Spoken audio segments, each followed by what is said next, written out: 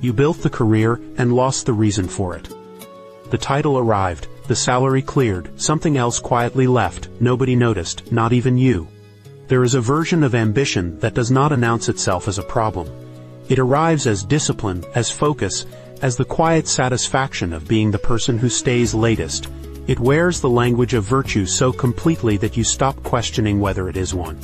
The early wins confirm the logic. You work harder, you move faster, the results appear, and the feedback loop reinforces everything. Each promotion feels like evidence that the equation is correct, that more input will always produce more of what you want. But the equation was never asking what you wanted. It was only measuring what you produced. Those are not the same question, and for a long time you did not notice the difference. Hustle culture does not cost you everything at once. It collects in small amounts across long stretches in places you have learned to stop looking. The weekend that was supposed to be yours becomes the weekend you used to catch up. The catch-up never quite finishes. You stop attending to the things that do not produce outcomes. Friendships that require presence, interests that require patience, rest that requires you to stop measuring. None of these disappear immediately. They thin out slowly, until one day the space they occupied is simply gone. The career did not take those things from you forcefully. You offered them willingly, one decision at a time, each one reasonable on its own. The cost was distributed so evenly across years that no single moment ever felt like a sacrifice. The internal conflict in hustle culture is not between work and rest. It runs deeper than that. One part of you knows the pace is unsustainable. Another part cannot locate a version of yourself that exists without it. The drive and the damage are built from the same material. When you try to slow down, something unfamiliar rises. Not peace. A low-grade anxiety that arrives when there is nothing urgent to respond to, no metric to check, no proof that today was productive. The stillness does not feel like rest, it feels like falling behind. This is where the conflict lives.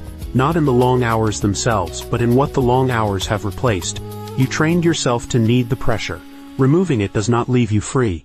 It leaves you without the structure that became indistinguishable from identity. The people around you operate as mirrors.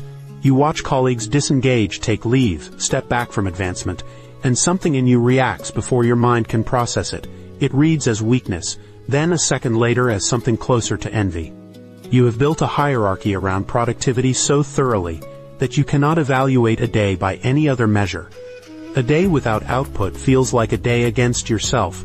The logic is airtight and completely circular, and you already know that, and it changes nothing. The recognition is not the same as the exit. You can understand with clarity that something has gone wrong in the architecture of how you work and still find yourself at the desk at the same hour tomorrow.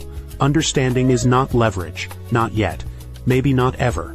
What hustle culture ultimately costs is not time, though time goes too. It costs the internal compass that tells you when enough is enough.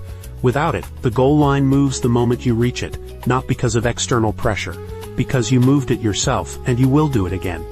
You thought the career would eventually produce the feeling you were working toward. The sense of arrival, the permission to exhale.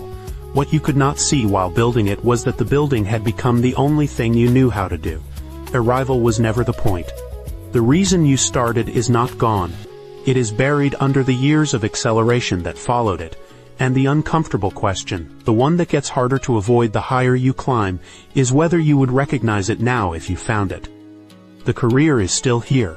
The reason for it is somewhere further back, before the first promotion.